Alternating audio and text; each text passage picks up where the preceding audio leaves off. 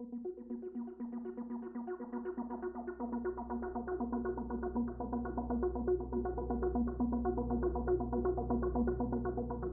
left MacRobertson Girls High School at the end of 1937. Then I went to Burroughs Business College, and 4 months later I was told there was a job at the Auditor General's Department in the Old Treasury Building, so they sent me up here. And I came up here and I was 15 and a half at that time. I suppose what really attracted me was sort of going into the basement of the Treasury Building and seeing this fantastic space and saying, wow, I've walked by this building as a kid for years, and then to sort of go into this basement and look at these fantastic subterranean spaces full of all these wonderful bits of paper. For me as a historian, that was an experience I'll treasure forever. I came to work here in early 1963 into the State Electoral Office, which was located on the ground floor of this building at the southern end, next door to the Governor's office. The Governor's interaction with the Executive Council occurs ordinarily every Tuesday in Treasury Building. The Governors have been coming here for 150 years, doing much the same thing. The year was 1857.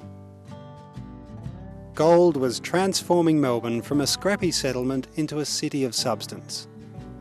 Melbourne needed a new treasury, and not just to store gold. The colony's governor and senior government members needed offices and space for their staff. When the new Treasury Building opened in 1862, a suite of rooms, including an Executive Council chamber, was provided for the Governor's use. The Governor still meets with the Executive Council in the building once a week. The Executive Council consists of the Premier and his ministers who were sworn in as Executive Councillors, and then when they meet under the chairmanship of the Governor, that process is called Governor and Council. And Parliament has provided that most of the important machineries of government are to be decided by the Governor and Council rather than by the Minister acting alone, such as important appointments to the statutory bodies such as the NGV, the Chief Commissioner of Police, appointment of judges, and Parliament's also decided the proclamations of an Act coming into operation to be determined by the Governor and Council, so that when a bill is passed, it requires royal assent, and when that is given by me as the Queen's representative, the bill becomes an Act of Parliament, all of which are done pursuant to a recommendation of the Minister.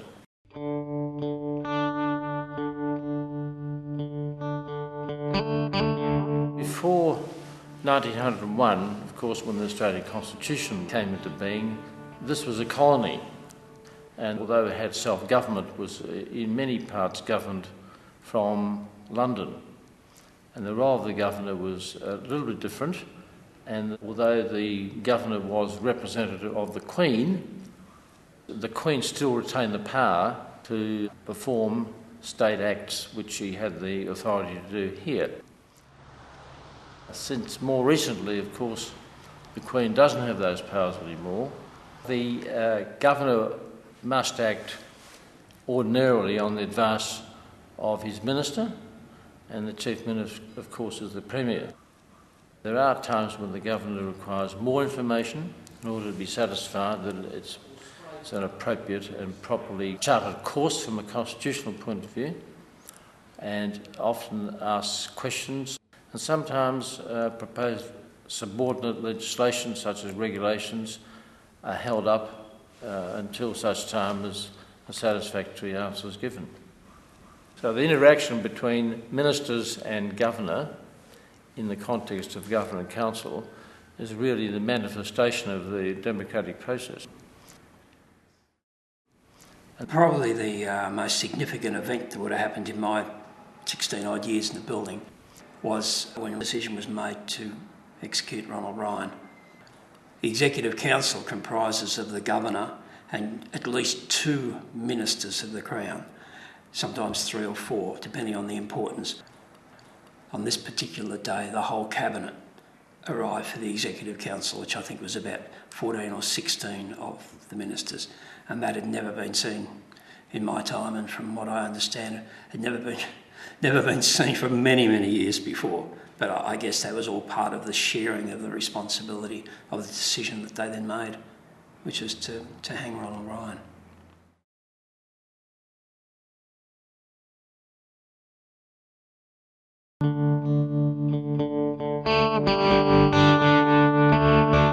Many Victorian government departments were housed in the building. Original tenants included the office of the Chief Secretary, later called the Premier, the Treasury Department, the Registrar General, and the Registrar of the Supreme Court. Some departments remained for many years. Audrey Baker began working here in 1938. There was a job at the Auditor General's Department in the Old Treasury Building. I came up here and I was 15 and a half. I was doing the calculations. Mine was a Burroughs operating machine. I went to the salaries branch, which was concerned with the salaries of the staff of the Auditor General's Department, but the Auditor Generals had different rooms up there, and they did the audit of the various government departments throughout Victoria. It was a quite relaxed atmosphere. I felt very happy to be there because there was not a lot of discipline. People looked after each other, and the only duties we did outside the salary branch was to make the tea and coffee. Mr. Peveril, the Auditor General, very nice, very nice. He was a quiet man, didn't have a lot to say, but it was always very polite, and he had a duodenal ulcer, and we girls had to take it in turns. We took a week about getting their morning and afternoon tea. And Mr. Peveril, because of his ulcer, had 2 Unida biscuits and a glass of milk.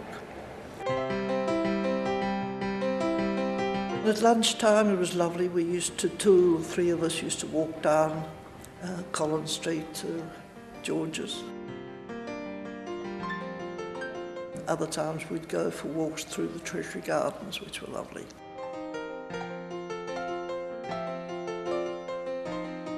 When I was working here, there were no cable trams up Burke Street, but there were before that. 2 or 3 years before that, there were cable trams up Burke Street. Working conditions were a little different back then. There may have been some fans, but certainly no air conditioning. I hadn't heard of it, I don't think, in those days. It was all very basic. It was very cold in the winter. I had a feeling there was a fire place in several of the rooms. I'm told, and I actually saw the young juniors going down to the backyard with coal buckets to fill the buckets up with coal in the middle of the day to keep the fires going, the open fires going during the winter. All records in the office were paper records kept in a registry.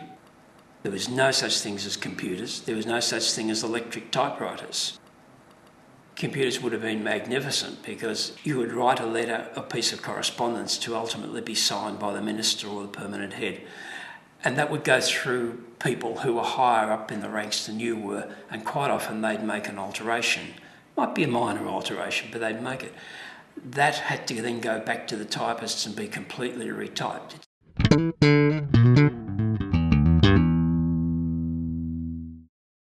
The permanent head of the department, the chief public servant, adopted a practice of installing a small set of traffic lights outside his door, red, amber, green.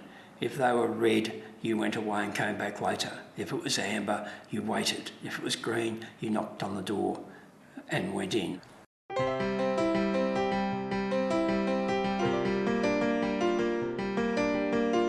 There was a lady who worked here in the typing pool who was engaged to a gentleman in the Forest Commission, in adjoining buildings, they would wave to each other. I'm not aware of any other things of that nature happened. But there were a lot of people around in those days. There was not the opportunity to misbehave or do anything that you shouldn't do.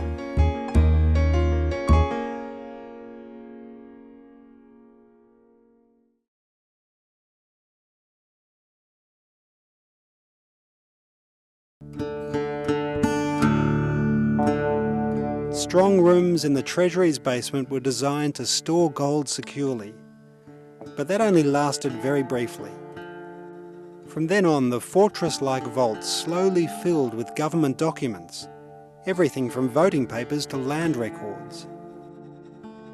The Crown is a significant owner of land, and I mean, the MCG is an obvious example, and so there's a lot of documentation dealing with the administration of land. They weren't, in a sense, archived for sort of public use, so they were sort of, in many cases sort of locked up in sort of archival boxes, just shelved into sort of, I suppose, pigeonholes, and really there was no sort of great control systems to use them. So if you wanted a file, you just picked up a key from someone in the registry office or from our own office, wandered down to these basements, sort of come down through the back stairs. There was no one in control, so I just go in and have to get the file I wanted, pick it up, take it back to my office or use it down there and put it back after I'd finished with it. Any of the old files of the Auditor General's Department were kept down in the basement. Bob Smith was in charge of the files. If we needed a file, even in his little cubbyhole there, we asked him and he gave it to us or went downstairs. To sort of actually get into that archive by yourself was just a wonderful experience. And I mean, I think of the generation of historians I'm training nowadays, they're going to be looking at digitised records. They're never going to get their hands on dirty, dusty records that are sort of sitting in pigeonholes. So for me as a historian, you know, that was an experience I'll treasure forever. But being in the basement wasn't an experience that everyone treasured. Space was always a problem in this building for staff. The staff just seemed to grow and grow over the years, but we still had to squash them into the same area.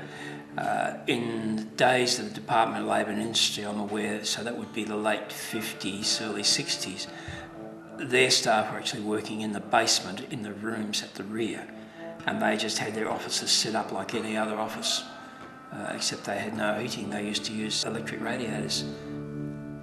But yeah, it wasn't not a place I would have liked to have worked.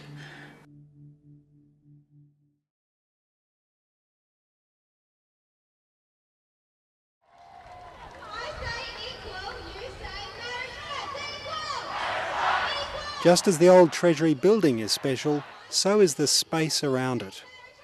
The forecourt is one of Melbourne's traditional meeting places. In the 1970s, demonstrations were often about the Vietnam War. The crowds would march up Collins Street and mingle around here at the top of the Old Treasury, and they were the days when the doors were shut and barred, the staff were inside, and the people milled around outside. And despite the fact that there were thousands on occasions milling around, there was never any kind of breakages or damage done to the building. People still seemed, they might have been protesting, but they still seemed to show respect for the premises. And staff, again, were not encouraged to get involved in those kind of things. It was a case of, you've got a job, you stay and do your job. Although we all looked out the windows to see what was going on. These days, the building's biggest event is the annual Australian Football League Grand Final Parade. Each September, 40,000 fans gather to celebrate their team reaching the grand final.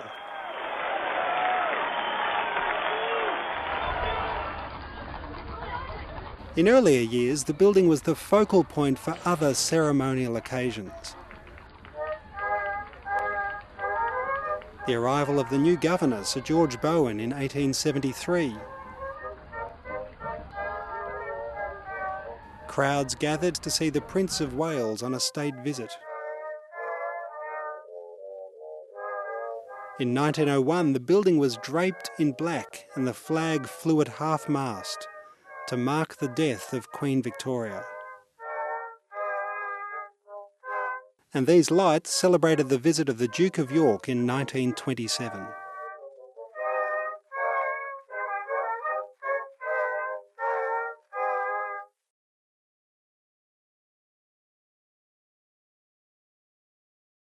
The building is basically a brick building clad in sandstone on a bluestone base. It was a local stone from just outside Bacchus Marsh. It did quite well to last this long because it has a high clay content and breaks down quite fast in the rain.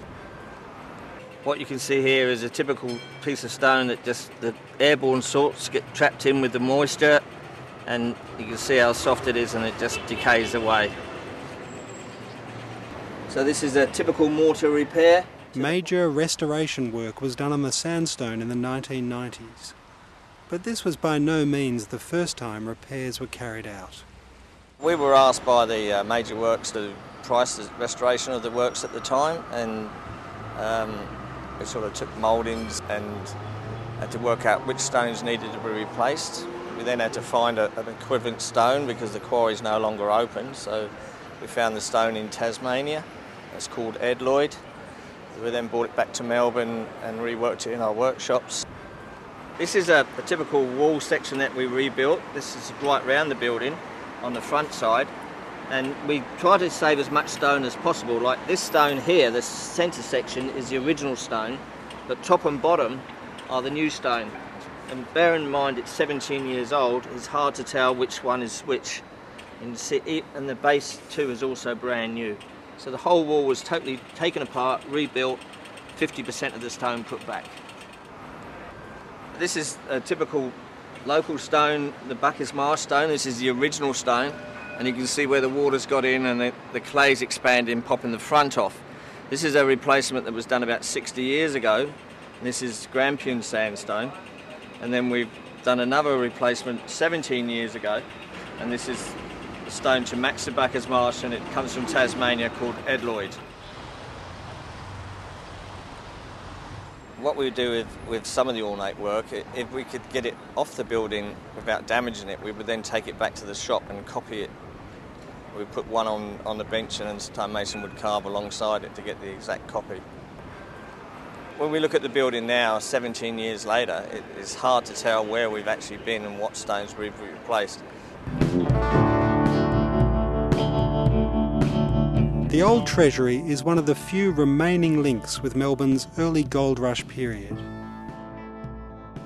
It's a classic piece of architecture, regarded as the finest 19th century government building in Australia.